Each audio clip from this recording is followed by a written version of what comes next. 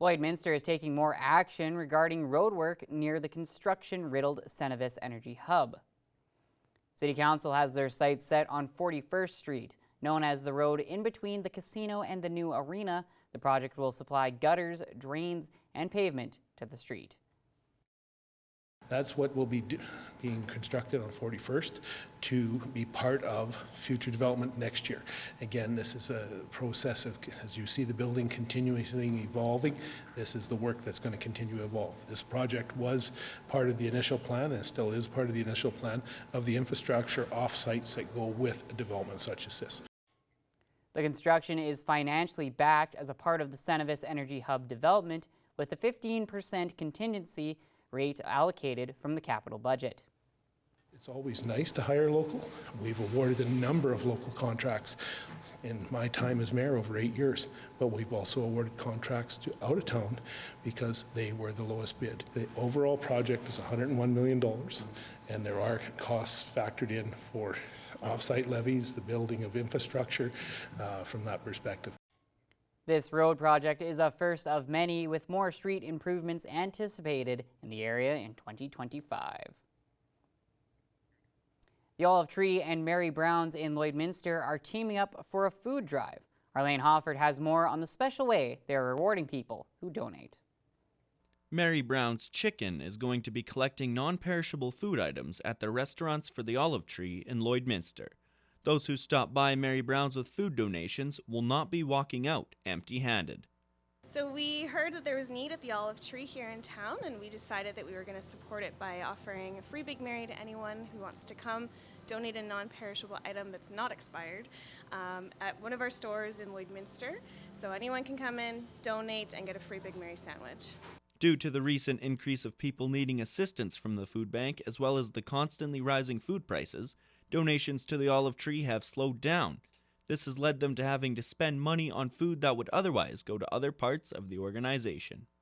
Right now we're struggling, and everything that's been coming through the food bank I've been buying. So donations have either come from Food Banks Alberta or buying with funds that we've been donated to us. So having this from Mary Brown's is going to make a big difference because we get all kinds of food that we normally wouldn't get because people are able to drop it off. Mary Brown's is having the food drive as a way to give people in Lloydminster who don't normally donate to the Olive Tree an opportunity to be part of helping the less fortunate members of the community. The restaurant sees the food drive as a way to get people in the city involved in an important cause. It's important that we come together as a community during hard times, and I think that we all can do our piece, so this is how we're going to do ours, and we're looking forward to meeting a lot of different faces that maybe never tried our food before, who are wanting to try something for free, and it's exciting for us, and our staff are looking forward to being a part of this as well. The Olive Tree is thankful for businesses like Mary Brown's contributing to helping those in need. Warehouse coordinator Rebecca Lett says it is a great thing to see that there are others in the community who want to help. It just warms my heart. I think it's the coolest thing because when they're able to do that, it just shows that there's more people out there that care than us, and with them doing something like this, it's a big deal because it's money out of their pocket in a way because they're giving out a free Mary every single time, right? And so when we get the food that's donated from that, it's pretty cool. The food drive will run until September 24th at both Mary Brown's locations in Lloydminster. Lane Hoffert, Primetime Local News. The world-class gym is sending some of its members to a bodybuilding competition called the Golden Prairie Cup. And I got the opportunity to sit down with the CEO of World Class Gym to learn more. Today I'm joined by Renee Weinkauf, the owner and operator of World Class Gym, and he is here today to talk about 5 of his members who are going to be competing in a bodybuilding competition. And so thanks so much for joining me today, Renee. No problem at all. All right, so talk to me a little bit about these 5 members and the kind of training that you guys have been doing to set up for this bodybuilding competition. Well, pretty much everybody's been set up for at least 6 months to do this. I got one kid that was only started 3 months ago. He wanted it at the last minute, and that's kind of crazy to leave it for the last 3 months, but he's on par. He's going to make it. We got everybody, every category in the show, we got covered one person. The younger guy, Justin, he's going to be a novice, so it's his first time ever. Then we got a guy named Lance that'll be in novice and in master's category. We got 2 guys in Grandmasters category. We got myself, that I'm going to be in there, and that's Masters category, and then we actually have a girl in bikini. So in total, we actually have 6. Wow, so that's really impressive. And talk to me a little bit about what you guys are doing at the gym to get set up for this. What kind of training and what specific exercises are you doing to get to the level for these bodybuilding competitions? Because of course, and just looking at you now, you certainly have the muscles to show off right now. Well, it's crazy. I mean, a lot of people only leave it for, 4 months to do a show. I try to stretch everybody out for 8 months at least, so we know we can take the slow process and make it so that it's not scary at the end. For the whole 6 to 8 months that we do this, it's high intensity training. And almost for everybody, we take a few months to put on muscle, bulk up, and then usually the last 4 months, we're getting shredded and getting ready for stage. So what we do is the first part of our program, you start lifting heavy to kind of get bigger, and then the end of our program is you start lifting lighter and heavy or bigger reps to kind of harden up and define stuff. All right, and then tell me a little bit about this specific competition and where it's going to be, and just if people are interested in coming out and watching some local Lloydminster talent. Okay, well, it's in Saskatoon. It's called the Golden Prairie Cup. It's a pretty big deal. It's the biggest show in Saskatchewan, and it's CPA, which means it's all of Canada. So it's not like it used to be back in the day. If you were in Saskatchewan, you had to compete in Saskatchewan, or if you're Alberta, you had to compete in Alberta. But now that we're a CPA division, in reality, a guy could come from Newfoundland and come do a show in Saskatchewan. So things have changed quite a bit in the last couple of years, and it makes it better for everybody, especially people in the border city. So for us, if you want to go to Edmonton, you can go to Edmonton. If you want to go to Saskatoon, you can go to Saskatoon. So it's nice now because, yeah, we were kind of stuck to one show back in the day, and now there's a lot more opportunities for bodybuilders. Well, and tell me a little bit about some of those upcoming shows that you guys are going to be doing a few later on throughout the rest of the fall and winter here, and then going into the new year as well. Well, what we got going is as soon as this show's over, I already have a list of 4 people that want to compete in the same show for next year. So they have a full 12 months, which to me is perfect because then there's no playing around. I do exactly what I want to do. I set up the goals, I achieve them, and we make it. So yeah, I already got 4 people ready for this show next year, because as soon as they see other people doing it, it's like, hey, I want to give this a try. And there's only 2 of us out of the 6 that have ever been on stage before. So there's a lot of newcomers, and they're just kind of, testing the waters to see what it's like, because it's very nerve-wracking. Posing is a lot harder than a person thinks. Everybody thinks that you go up there and it's easy, but you wouldn't believe how hard it is. And if people are interested in either joining your gym just to get in shape or be a future bodybuilder, where can they go to get more information and possibly sign up? In all honesty, the easiest place is obviously Facebook. You can go to World Class Gym Facebook page, or you can go to Renee Weinkauf's Facebook page, and I will get you set up, or you can just always stop by the gym. But if you're interested, we are definitely the place to go, and we can definitely help you get there. Well, awesome. Thank you so much for your time today, Renee, and I'm sure there's going to be lots of more people coming to your gym, because this sounds excellent, and good luck to you guys coming up in that awesome competition coming up in Saskatoon. Thank you. Abby St. John is back at Border Paws Animal Shelter for our weekly edition of Pet Project.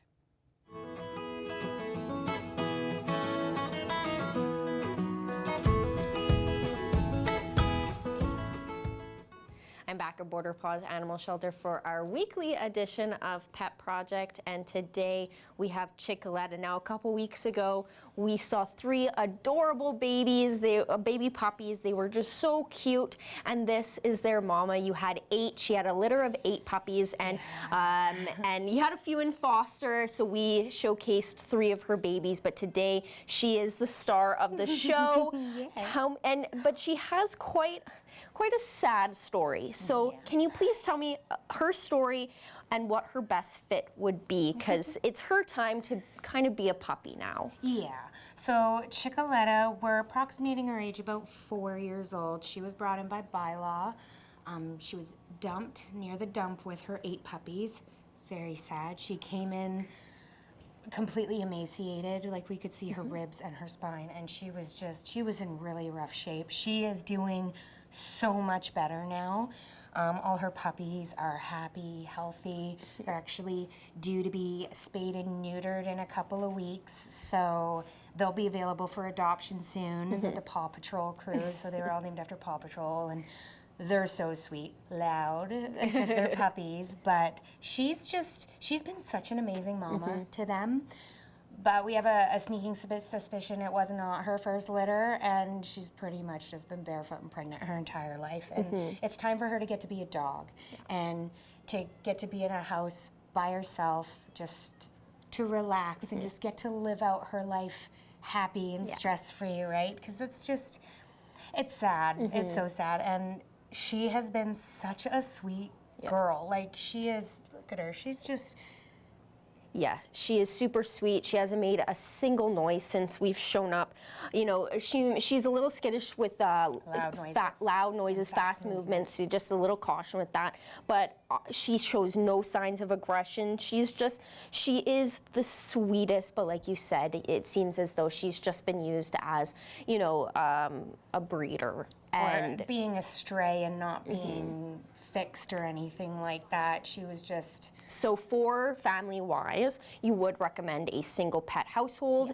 Now, on that occasion, is she okay with other animals? How is she with other cats or dogs? Not a fan of cats. I mean, eventually I feel you could try to introduce her to other dogs, but we do recommend that she just be the star of her own show, right? Because she has basically been a milk machine forever, and she needs a break. She needs the special attention that comes with being the only dog or pet in the household, and I think she's deserved it as well. She is just the sweetest. Now, you have a couple of events. Pet Planet, you have an adoption event coming up in a couple of weeks, near the end of September, so give some information about that and what people should know. So we are having, an adoption event down at Pet Planet. It'll be on the 28th of September. I'll be there with a couple of furry friends. Keep a look on our Facebook page for the exact times, but it should be good. We always have a really good turnout for our adoption events, and you'll get to see some of these cuties that we want to find homes for, right? Like, they're taken care of here and they're loved, absolutely, but we want them to have their forever homes. Yes, exactly. That's ultimately the end goal here for sure. Now you are looking for some donations. Tell me a little bit about those specific donations that you're in need of, because you have a special idea. I do. For Halloween, kind of a haunted house kind of type idea, but you need items and kind of donations to get the ball rolling, to get it all set up. So tell me a little bit about what you are looking for, so people, if they're interested in helping out with it, they can give you some items or maybe even volunteer. So we are, of course, still looking for kitten wet and kitten dry food, of course, a milk replacer, because we do have quite a lot of kittens. The Kong toys for the dogs. We've got a lot of big dogs that like to chew, so that would be a huge help. Toilet paper, please. But yeah, if anybody has any old Halloween decor, spooky decorations, or any kind of props or anything that they want to get rid of if they're upgrading to new stuff, bring it on down and we can arrange a pickup, because I would really like for us to put on a haunted house, and depending on how much interest we get, I got the green light. So I think it could be an awesome event, and any volunteers, anybody who'd be interested in helping out, either by helping to decorate or make the props or dress up to scare people. To act. Yes, it'd be absolutely fantastic. And also volunteers for dog walking, because we absolutely are always looking for people to come and get them out of the shelter and let them frolic in the grass. They do have a grassy area out back, but it'd be nice to be able, who doesn't like a walk, right? Especially these guys. Yes, and going off of if anybody is interested in volunteering for the dog walking and kind of get them out of the shelter for a little bit, how can they do so, and what is the process like? So you can apply online through our website. There is a little drop-down menu in the corner, and you can apply to be a volunteer. You can also call us And there is an email. I believe you could do info@borderpaws.ca if you're interested in either donating any items or volunteering some of your time. It would be greatly appreciated. And I know they would absolutely love people coming to see them. They're very, very social, especially Bruno. We did him a few weeks ago, and he absolutely loves people. So Yes. come on down. Give us Yes. a call. Give us an email. We'd be great. We'd be so grateful to have you. Yes, it'd be a fantastic opportunity to hang out with some really adorable animals for the day as well. But Chicoletta was a fantastic guest, and she does deserve this most special home. So hopefully this helps, and she can get adopted really, really soon. So thank you. Thank you so much. And now for a look at your adorable pets with our pet picks of the day.